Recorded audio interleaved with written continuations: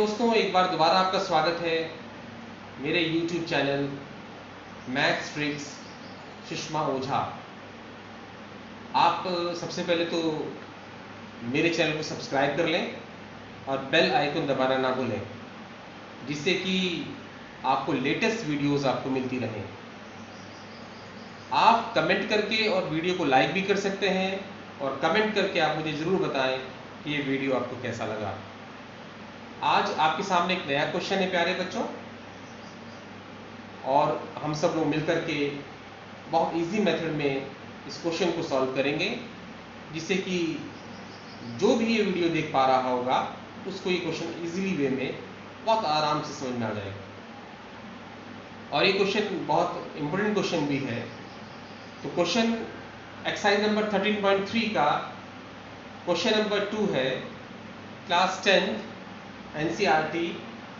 Question में आपके लिए रीड कर देता हूं। Metallic spheres of radii 6 centimetre, 8 centimetre and 10 centimeter respectively are melted to form a single solid sphere.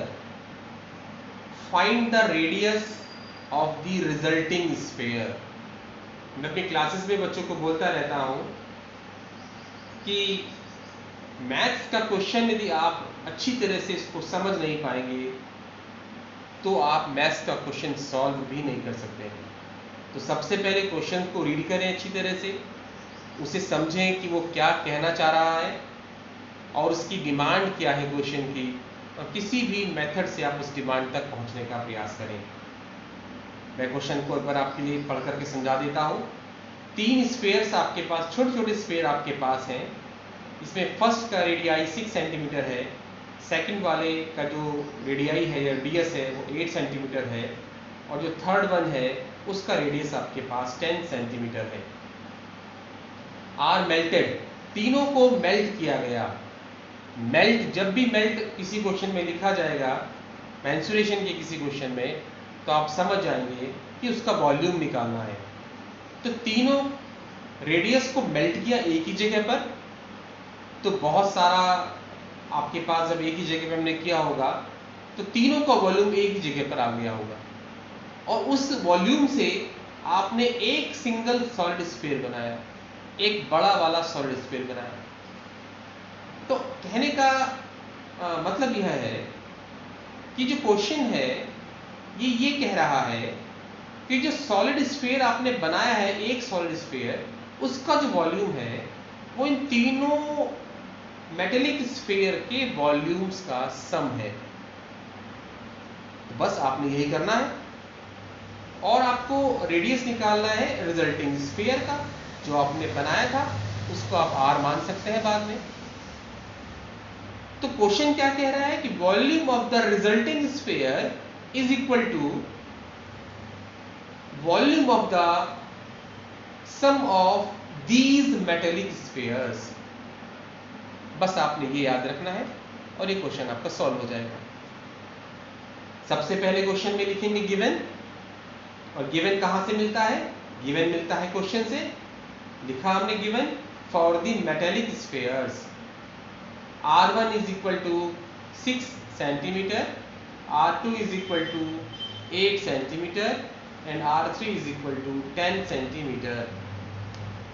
ये तीनों मेरे पास ये छोटे छोटे स्फीयर्स थे, ये उनकी रेडियस है। तो मैं वॉल्यूम निकाल रहा हूं। वॉल्यूम ऑफ दीज स्फीयर्स,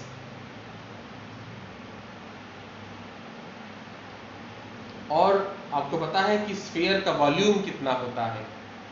वो होता है 4/3 पाई आर की क्यूब। तो देखिएगा, क्योंकि 1 2 3 R1 मेरे पास है, तो पहले लिखूंगा 4/3 पाई R1 का क्यूब प्लस 4/3 पाई R2 का क्यूब प्लस 4/3 पाई R3 का क्यूब। ये 1 2 3 ये न्यूमेरिकल वैल्यू नहीं है। कई बच्चे क्वेश्चन में क्या करते हैं, 2 से मल्टीप्लाई, 2 से यहाँ मल्टीप्लाई कर देंगे, 3 से मल्टीप्लाई कर देंगे। अरे 1 2 3 का मतलब सिर्फ यह है कि ये 1 पहले वाली रेडियस है, ये 2 दूसरे वाली रेडियस है और ये 3 तीसरे वाली रेडियस है। तो इसको आपने जो है मल्टीप्लाई नहीं करना है, समझ लीजिएगा आप इनसे। सबकी वैल्यूज लगा रहा हूँ। 4/3 पाई, 1 मेरे पास 6 है तो 6 की पावर 3 प्लस 4/3 पाई 8 की पावर 3 प्लस 4/3 पाई 10 की पावर 3। 4/3 पाई इसमें कॉमन है तो मैं इसको कॉमन निकाल दूंगा। 4/3 पाई, अंदर बचेगा 6 की पावर 3 प्लस 8 की पावर 3 प्लस 10 की पावर 3। 6 की पावर 3 यानी कि 6 इंटू 6 इंटू 6। जब आप इसको सॉल्व करेंगे तो ये आएगा 216। 6 इंटू 6 36 इंटू 6 216। सेम इसी प्रोसेस में 8 को 3 टाइम्स आप मल्टीप्लाई करेंगे। 8 इंटू 8 इंटू 8 ये आएगा 512। 8 8 जा 64 और जब 64 को आप 8 से मल्टीप्लाई करेंगे तो ये आएगा 512। और 10 को जब आप 3 टाइम्स मल्टीप्लाई करेंगे तो ये आएगा 1000। 10 10 जा 100 इंटू 10। इसको आप सॉल्व कर लेंगे। बॉडमास का रूल है तो ये ब्रैकेट सॉल्व करेंगे, प्लस कर लेंगे सबको आप, तो आएगा 1728। देख लीजिएगा 628 112 527 and 1। आप इसको सॉल्व कर सकते हैं अलग से। इतना क्यूबिक सेंटीमीटर आपका वॉल्यूम आ जाता है इन स्फीयर्स का, जिसको मेल्ट करके आपने बड़ा स्फीयर बनाया है। अब अकॉर्डिंग टू द क्वेश्चन क्या कह रहा है, इस वाले वॉल्यूम से बड़ा स्फीयर आपने बनाया है। तो volume of resulting sphere, volume of resulting sphere, ये इसके इक्वल है मेरे प्यारे बच्चों। जैसे कि मैं बता चुका हूं, volume of resulting sphere is equal to the sum of the volume of these metallic spheres. कि क्वेश्चन ने यही कहा है। तो volume of the resulting sphere is equal to जो ऊपर आपने लिखा हुआ है 4/3 पाई इंटू 1728। और result volume of resulting sphere, इसका आपको रेडियस मालूम नहीं है, इसको आप r लिख सकते हैं क्योंकि r आपको नोन नहीं है। वॉल्यूम स्फीयर का वही होता है 4/3 पाई r की क्यूब। क्योंकि r यहाँ नोन नहीं है इसलिए मैं r को यहाँ पर r ही लिखूंगा।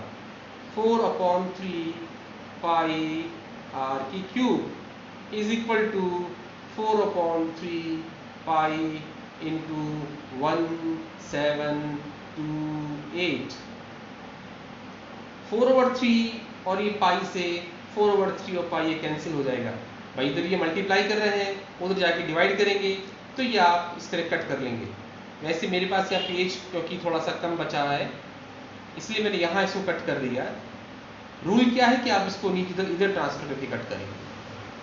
अब मेरे पास बचता है r की पावर 3 इज इक्वल टू 1728। 1728 ये 3 है तो इसका क्यूबिक रूट निकालना है।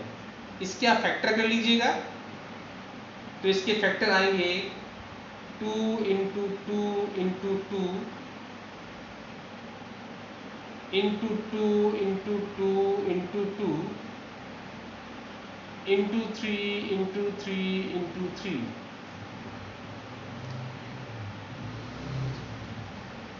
बिल्कुल ये आएगी। और ये जैसे एलसीएम लेते हैं उस तरह से आप इसके फैक्टर निकाल सकते हैं। आर, अब ये जो 3 है इधर जाकर के इसका बनेगा क्यूबिक रूट।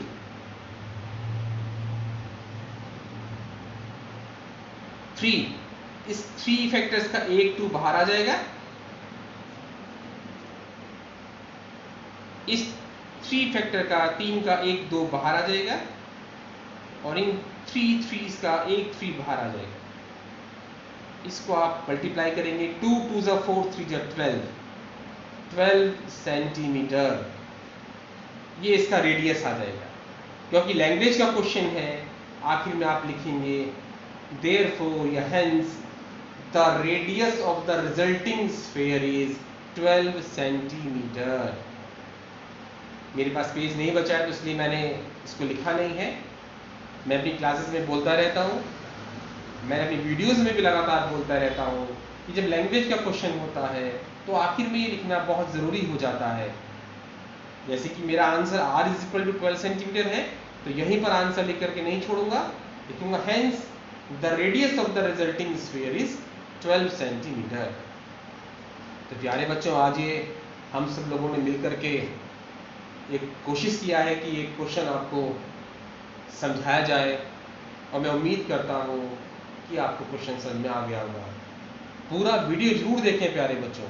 जब आप वीडियो आधा देखते हैं, हाफ देखते हैं, तब आपको क्वेश्चन समझ में नहीं आता है। तो मैं उम्मीद करता हूँ कि कमेंट करके आप मुझे बताएंगे वीडियो आपको कैसा लगा। बहुत बहुत धन्यवाद, आपका आभार।